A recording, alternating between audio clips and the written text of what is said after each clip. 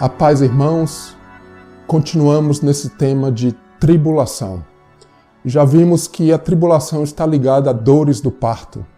Também a saída do povo de Israel lá do Egito, que está ligada também às leis que o Senhor deu a Moisés e ao povo de Israel ali no deserto, e a história de Israel.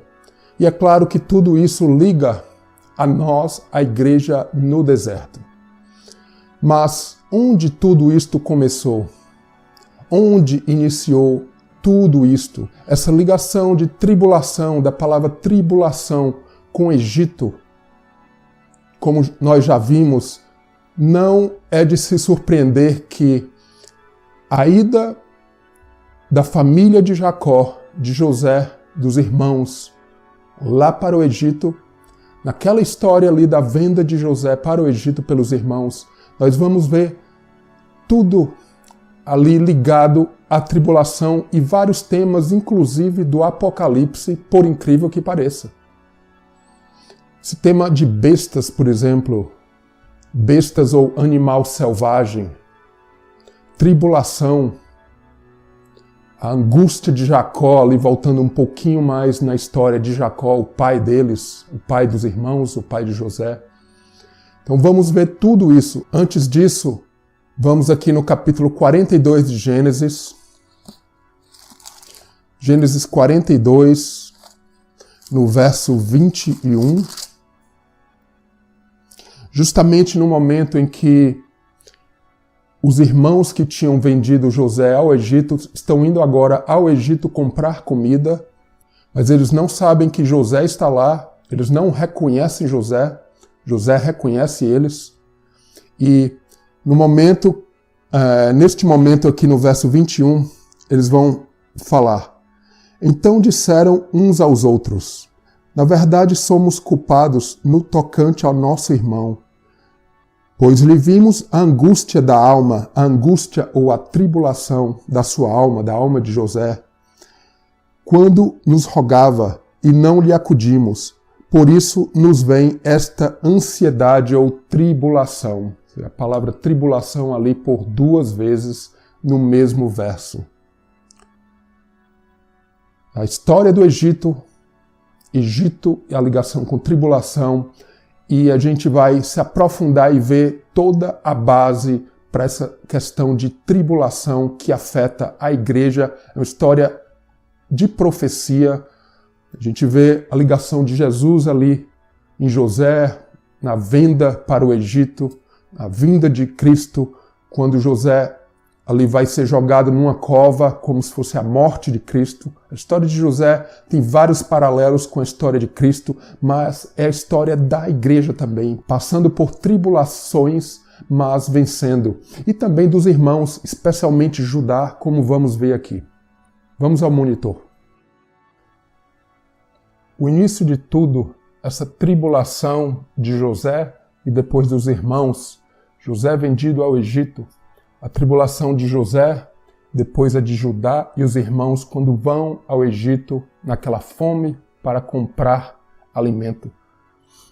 Vemos que na Bíblia nada é por acaso. Veja só, Egito, Mitzrayim, a raiz da palavra ligada à tribulação e dores do parto, que é ligado a adversário ou adversidade, algo estreito, confinado. Você vê, José vendido pelos irmãos, vão ao Egito. José passa pela sua tribulação, vence, depois os irmãos vão passar por aquilo. Tribulação de José, e depois seus irmãos vão passar por ela. Aqui no capítulo 42 de Gênesis, no verso 21. Os irmãos ali indo para o Egito comprar alimento. Então disseram uns aos outros, na verdade somos culpados acerca de nosso irmão, pois vimos a angústia ou tribulação da sua alma, da alma de José, quando nos rogava, ali José sendo vendido e rogando a eles que estavam com raiva de José, com inveja também. Nós, porém, não ouvimos, por isso vem sobre nós essa angústia, essa tribulação. Mais uma vez, tribulação ligada a Egito. A raiz Tsar, que está também na palavra Egito. Tudo inicia ali em Gênesis, no capítulo 37, na venda de José, colocado numa cova, e depois Judá tem a ideia de vendê-lo, lucrar com aquela venda. Veja só, vários temas aqui, o tema da venda, tudo isso Apocalipse, se a gente parar para pensar, venda, tribulação. Vamos ver em seguida também a questão de bestas, animais ferozes. Isso tudo ligado a Daniel, ligado ao Apocalipse, por incrível que possa parecer para alguns. Jacó pede a José para checar os irmãos. É o início da história. Jacó, vai lá José, checa seus irmãos, apacentando ovelhas, vai lá para Siquém, dá uma olhada como eles estão. Lembra de Cristo também descendo este mundo, vindo checar o seu povo. Os irmãos planejam matar José e vendem José para o Egito. Interessante que em Gênesis, no capítulo 37, no verso 25, a gente vê que os irmãos comem pão juntos enquanto José está na cova. Vendem José para uma caravana de ismaelitas. A gente vê interessante se partilhar do pão. Ali o pão partilhado, os irmãos estavam unidos para fazer o mal. Por isso que nessa introdução aos estudos do Apocalipse, tenho falado sobre essa questão de ceia, de ceiar, estar próximo ao Senhor. Porque a ceia é o comer do pão e do vinho, espiritualmente, literalmente entre os irmãos. Isso significa algo profundo, que é estar na presença do Senhor. É comer Cristo, sua carne, seu sangue, para que sejamos como Ele, não como os irmãos que se tornaram algo maligno, algo ruim. E toda essa ligação com 1 Coríntios 11, que Paulo fala, comer indignamente para condenação. É isso que a pessoa faz se ela estiver comendo, estiver fora da presença do Senhor, estiver, na verdade, em desunião com o propósito do Senhor e com os irmãos também, e com Cristo, é claro. Quando os irmãos vendem José e ele vai para o Egito, os irmãos têm aquela grande ideia, né? Vamos matar um animal, vamos banhar de sangue as vestes de José, aquela linda veste que ele tinha recebido do pai. Vamos dizer que não vamos nem dizer muita coisa, vamos mostrar aquilo para o pai Jacó, e ali ele vai pensar que José foi morto. Mas as palavras de Jacó, o pai, quando ele vê aquilo, são proféticas e incríveis. Gênesis no capítulo 37, no verso 33, que Jacó diz: uma fera o comeu, certamente José foi despedaçado. Fera, veja só, ali já estava essa profecia de uma história real, de uma fera, de uma besta. Na verdade, a palavra fera ali, fera maligna inclusive, é a palavra besta, que é usada em Daniel, que é usada mais na frente nas leis dadas a Moisés, como até já falamos. Então são histórias de profecias incríveis, porque são histórias do cativeiro de Israel, que está ali já em sombras nessa história, e também da igreja no Apocalipse. Tudo isso aponta lá até para o Apocalipse, para os dias de hoje da igreja. A besta, ela despedaça, é o oposto até do comer, estar saciado na presença do Senhor. A besta, ela te devora, você se torna uma besta, vamos dizer assim, em termos bíblicos. Então, a primeira besta, na verdade, foi a serpente. A gente está aqui focando na história de Jacó e na história de José e dos irmãos. Mas, na verdade, a primeira besta está ali em Gênesis, no capítulo 3. Nessa questão da besta e a atitude dela perante o homem. Muitas vezes a besta, na verdade, somos nós mesmos. E essa ligação com José, uma fera, uma besta. Então, em Gênesis, no capítulo 3, verso 1, a serpente era mais astuta que todas as alimárias do campo. Na verdade, todos os animais na verdade, a palavra besta, que é a palavra ser vivente. Ali é essa palavra que está. Em Gênesis, no capítulo 37, quando Jacó fala sobre aquela roupa de José manchada de sangue, ele fala, certamente José foi despedaçado, uma fera o comeu, na verdade um animal maligno, uma fera maligna, e a mesma palavra aqui. É muito interessante isso. Como falei, as histórias de Jacó e José são profecias. A história de Jacó é uma história lindíssima, que antes dele receber aquele nome Israel, um nome cheio de significado, ele engana seu irmão Esaú, engana seu pai Isaque, e tem que fugir ali da fúria de Esaú para ir para onde? Síria. Mais na frente, um império chamado Assíria e a própria Síria iriam tentar invadir o povo de Israel, inclusive Judá também. Então, estas são as bestas, vamos dizer assim. Na verdade, são reinados que influenciam o povo de Deus. Esse é todo o propósito da Bíblia quando fala de feras, de bestas, de reinos. Ali no livro de Daniel, quando formos estudar isso, vamos ver novamente. É essa questão: Egito, Assíria, Babilônia, os impérios que influenciaram o povo de Deus. Eles vêm de longe, falam uma língua diferente, tudo relacionado às leis dadas ao povo de Deus saindo ali do Egito. Então esse tema de bestas, de feras, tribulação, chifres, inclusive, a gente vai continuar vendo isso, estão todos aqui já embutidos ou em sombras e tipologia nessas histórias do Gênesis. E também dos outros livros, em seguida do Antigo Testamento. O cativeiro da Síria, Assíria, Babilônia, Egito. As nações que atormentam o povo de Deus, que na verdade chifram, jogam o povo de Deus fora do caminho. José vive dias difíceis. Ele vai para o Egito, passa por uma angústia, uma tribulação imensa em sua vida. Mas tudo aquilo passa a ser um trabalho do Senhor em sua vida. Ele se torna um homem poderoso no Egito. Passa a ser o segundo homem lá no Egito. Até que acontece a fome ali em toda a terra. Na terra do Egito, na terra de Canaã. E o inesperado acontece. Agora seus irmãos que o tinham vendido ao Egito vão buscar alimento e José está ali encabeçando tudo aquilo, controlando toda a distribuição de alimento lá no Egito. Os irmãos não o reconhecem, José os reconhece. José está, vamos dizer assim, disfarçado porque está vestido de roupas de egípcios, está falando a língua dos egípcios.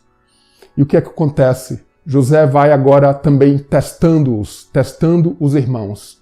E ele vai perceber, à medida que os irmãos voltam novamente, e encabeçados por Judá, aquele mesmo que vendeu ele para o Egito, ele vai perceber, José, que os irmãos têm passado também por sua tribulação e têm realmente sido transformados. Judá foi o cabeça de tudo ali, ele que lidou, que falou com José durante aquela ida deles ao Egito.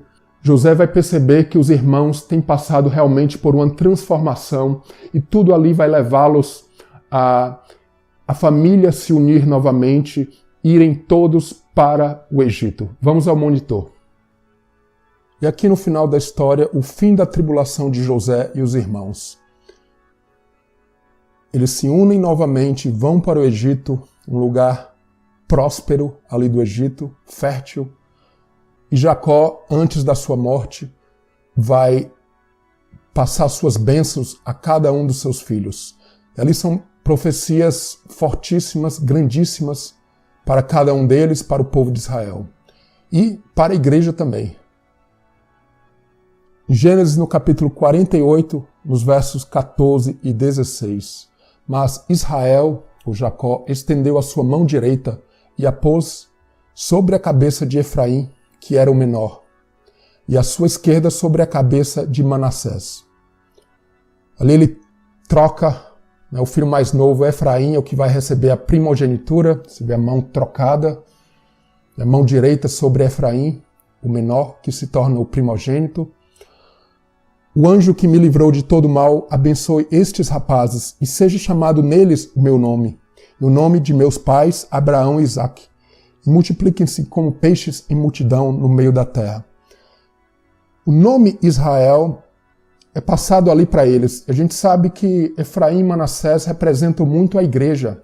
É claro que podemos ligá-los sempre a Israel também, mas eles falam muito da igreja. Efraim, primogênito, Josué viria dele, ali de Josué, que guiou o povo a entrar na Terra Prometida, a igreja entrando na Terra Prometida também. Então Efraim tem uma ligação muito forte com a igreja, Manassés também. Efraim é aquele que o significado da primogenitura, o mais fiel, aqueles que estão mais fiéis na presença do Senhor.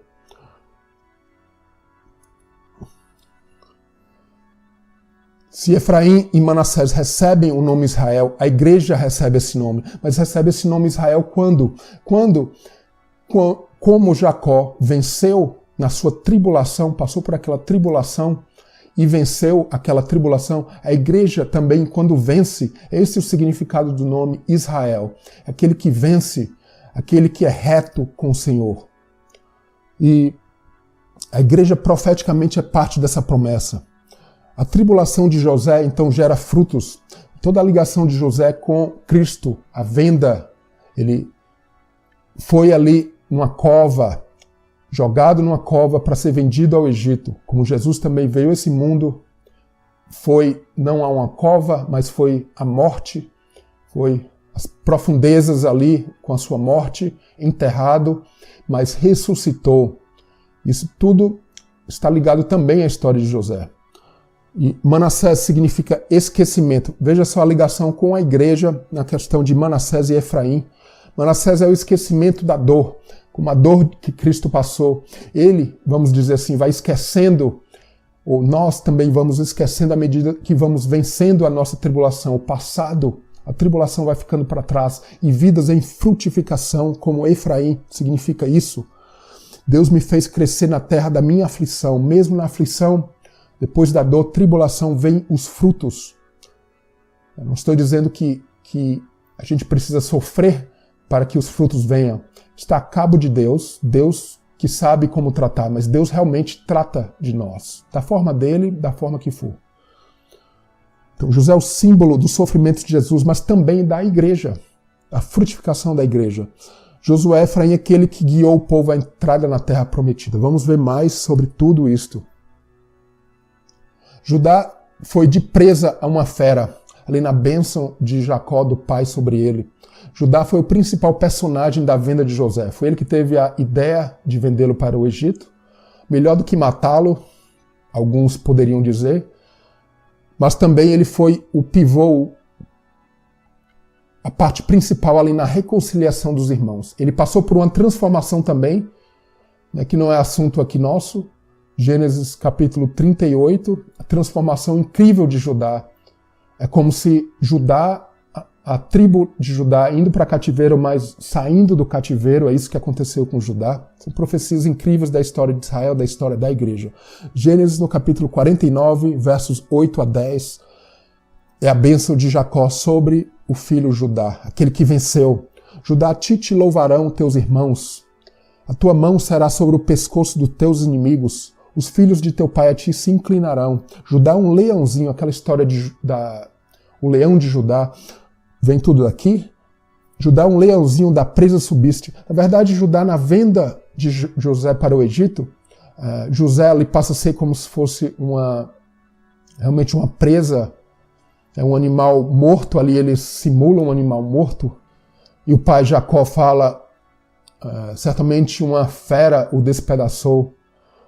É como se José tivesse sido engolido por uma fera, mas na verdade a fera era o próprio Judá e os irmãos, que estavam ali tomados de ódio, de possessão maligna, de coisas ruins. Isso é a própria besta, o espírito carnal, humano, o espírito animal tomando conta do homem. Mas, ao final, filho meu, encurva-se e deita-se como um leão e como um leão velho. Ele venceu, foi o pivô também da bênção depois. Ele encarou José ali no Egito cara a cara, sem saber que era o irmão, colocou sua cabeça a prêmio, protegendo o irmão Benjamim. Então é uma história lindíssima de uma vitória, a vitória de vencer. Como Cristo venceu, nós podemos vencer, assim como Judá venceu, como José venceu. O cetro não se arredará de Judá. Judá realmente, esse vencedor que ele foi ao final dessa história. Tudo profetiza ali também da vinda de Cristo, como ele venceria, passaria por dores. A história desses dois, principalmente Judá e José. O Judá de uma fera, de presa a uma fera que vence. Tem todo esse lado. Ou você é devorado, ou você, na verdade, tem que devorar o mal. Essa questão do leão. Você tem que devorar tudo que é mal na sua vida. E realmente devorar, e ali não existe mais. Do contrário, você será devorado ou seremos devorados e, na verdade, bestas seremos. Porque tudo, é aquela questão, tudo que a gente come, a gente se torna. É a questão da ceia, né? O corpo e o sangue de Cristo, a gente tem que se tornar Cristo. Judá e a venda de José. E Judá, ao final, Judá e a união da família. Certamente José foi despedaçado ali no capítulo 37 de Gênesis, as palavras de Jacó, o pai. Despedaçado. E na bênção de Jacó, mais na frente, ao final da história, Judá é um leãozinho da presa subiste. Essa palavra despedaçado ou presa é a mesma. Essa intensa ligação, forte ligação com a história de Judá, na bênção que Jacó dá a ele.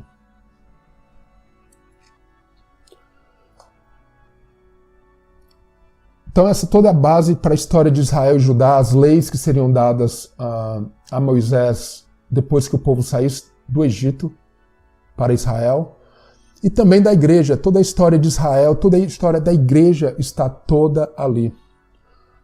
Se tornariam presa das bestas, mais na frente essas bestas, elas viriam como nações, como a Síria, como a Babilônia. O Egito não morreria também, estaria sempre ali presente também. E isso tudo profeticamente vai para a história da igreja. A base para o Apocalipse também. Quando a gente vê bestas lá no Apocalipse, a gente tem que lembrar e voltar para essas histórias, de ver o que aconteceu. A gente, com isso, pode entender também o que o Senhor quer nos passar ali no Apocalipse. No Apocalipse é a Babilônia, principalmente ali que chamam, mas na verdade todas aquelas bestas elas estão presentes ali. Babilônia seria a mãe dessas bestas devoradoras. À medida que a gente vai estudando, vamos falar mais o que seria, o que é essas bestas. Que na verdade, como digo, reinados que influenciam o povo de Deus.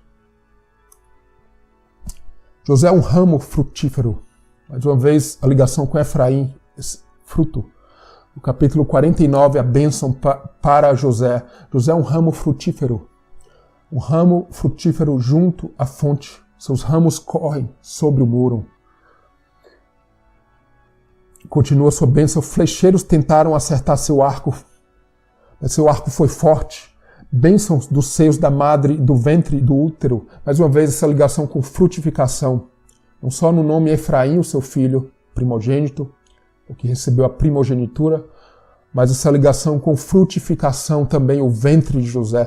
Então José é o símbolo disso, de frutificação. Ele recebe a bênção dobrada, inclusive. A questão das duas vindas de Cristo, Judá e José, eles dois recebem, ali a primogenitura é dividida, mas José recebe a primogenitura maior, duas partes. José recebe a duas partes e Judá recebe a terceira parte. Judá tem uma forte ligação com a primeira vinda de Cristo, a vinda para vencer as dificuldades, a tribulação, a morte, ressuscitar. E José é a frutificação, a segunda vinda de Cristo, ele vem com frutos, nós vamos ser ressuscitados, estaremos com o Senhor para sempre neste reino do Senhor. Essa ligação de José com boi e touro, sempre nas bênçãos de José e dos filhos de Efraim, está ligada a essa questão do touro. Sem até percebermos no capítulo 49, verso 22, da bênção para José, ali que seus ramos sobem sobre o muro. Na verdade, ali é como se fosse, ele venceu aquela dificuldade e frutificou ali sobre o muro. E, na verdade, a palavra muro ali é bem fora do comum, inclusive. A palavra normalmente não se usada no hebraico para muro, mas é a mesma palavra que touro, boi. Interessante. E ali em Deuteronômio, capítulo 33, verso 17, o povo, para entrar na terra prometida, veja só o que Moisés vai falar, que Deus vai falar para o povo de Israel. Para aqui a bênção para José e seus filhos. Ele tem, no caso de José, ele tem a glória do primogênito do seu touro. Você vê a ligação de José com o touro. Vamos já falar sobre isso. Os seus chifres são chifres de boi selvagem. Com eles rechaçará todos os povos, até as extremidades da terra. Estes, pois, são os 10 milhares de Efraim, e estes são os milhares de Manassés. A gente vê essa ligação com o boi e touro. Na verdade, ligação com a besta. Nós devemos ser, na verdade, esse animal que afasta as nações para fora. Comentaristas judaicos falam muito de ali na saída do povo e entrada para a terra prometida, que na verdade esse touro e esse boi, foi ali Josué que ele afastou as nações para longe, para a entrada da terra prometida. E é isso que Moisés aqui está falando, ali profeticamente ele também já está vendo, até visivelmente também, que Josué vai ser que ali profeticamente é a igreja também, aqueles fiéis, os fiéis representados ali por José e pelo filho Efraim, aquele que é o primogênito. Ele não vai ser milhares, não são milhares de Manassés, mas com Efraim são 10 milhares. A bênção maior é para Efraim. Deus tem realmente um povo eleito que vai reinar com ele. E essa questão de Josué da tribo de Efraim. Se vê ali, por exemplo, sem aprofundar muito, mas vamos voltar a isso porque tem toda a ligação com o livro do Apocalipse, a entrada ali na Terra Prometida e principalmente ali aquele momento também onde Josué e ali o povo de Israel vão derrubar os muros de Jericó. Ali usando o shofar seria o instrumento do chifre do animal. Então, acredito que é tudo profético também. A muralha cai, os selos do Apocalipse, toda essa ligação com a queda de Jericó. A gente vai ter um slide falando sobre isso. Então, Efraim é a igreja entrando na terra prometida, afastando tudo que tem de mal de nossas vidas, como indivíduo, e a igreja também, coletivamente, também isso tem que acontecer. Então, o cumprimento do sonho de José também vai se cumprir, em parte, pelo menos, na vida de Josué, que a igreja também vai cumprir este sonho de José. Aquele sonho de José, onde ele tem aquele sonho onde ele vê as estrelas, a lua, o sol, ali tudo se prostrando a ele, né? Na verdade, ele se cumpre em Cristo, se cumpre na igreja também, a gente vê isso no Apocalipse, aquela mulher, no Apocalipse capítulo 12, se não me engano. Então o shofar, a trombeta do touro afastando para longe o inimigo, esta é a imagem que devemos ter. E a queda de Jericó e o livro do Apocalipse, que vai ser visto em detalhes depois. Você vê em Jericó os 7 dias, 7 voltas ao redor da cidade, as 7 trombetas e a queda da cidade. Tudo ligado ao Apocalipse, antes da queda da Babilônia. Jericó e Babilônia bastante interligadas. A gente vê os 7 selos, 7 anjos, 7 taças, trombetas também. E a queda finalmente da Babilônia.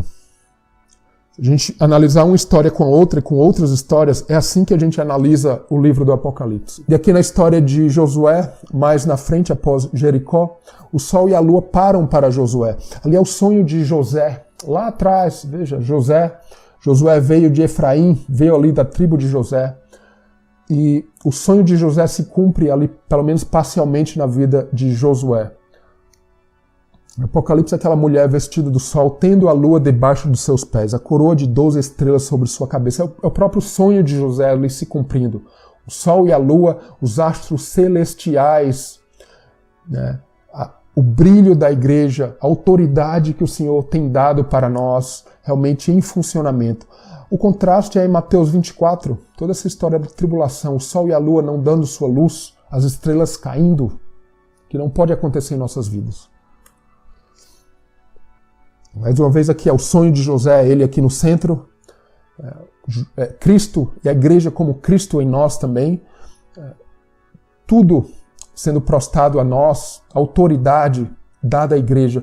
E em Josué essa autoridade a gente vê profeticamente quando o sol e a lua param para Josué. Quando é que realmente o sol e a lua podem se prostrar a alguém? Isso apenas acontece se realmente a gente estiver lá em cima. Se a gente realmente estiver com Deus, assim, profeticamente a igreja estando, ascendendo para estar ali com o sol e a lua aos nossos pés.